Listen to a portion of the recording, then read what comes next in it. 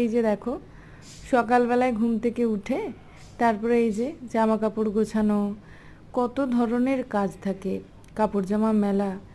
আর ঘুম থেকে উঠে নিয়ে সব থেকে বড় কাজ যেটা হচ্ছে এই যে বিছানা গোছানো।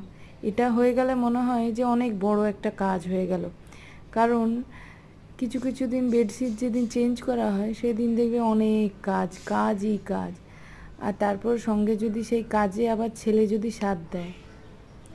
আর এই যে দেখো এখন আমি কাপড় জামা মেলতে চলে এলাম। কালকের থেকে এত বৃষ্টি যে আর একেবারেই কাপড়গুলো শুকাচ্ছিল না। একে একে আমি সব এখানে মেলে দিয়ে গেলাম। আর দেখো তোমরা মাইন্ড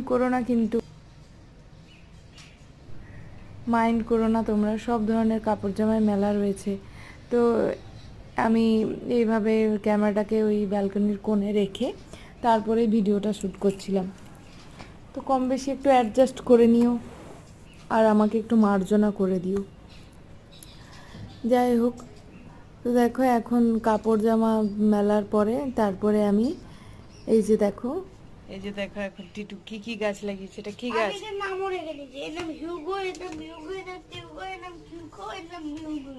তো এটা হচ্ছে ওই যে হাইব্রিড নয়নতারা, আর এটা হচ্ছে একটা ছোট্ট জবা।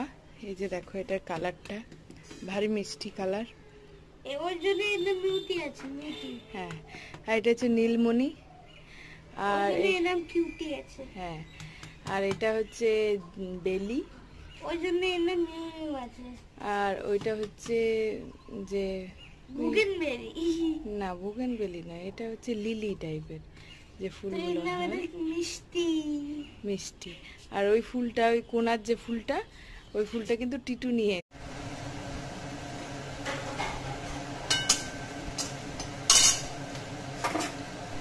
এই যে সব গাছেদের সাথে পরিচয় তোমাদেরকে করিয়ে দিলাম। এবার করানোর পরে আমি এলাম আবার রান্নাঘরে। আমার কিছু সকালের ব্রেকফাস্ট বানানোর ছিল।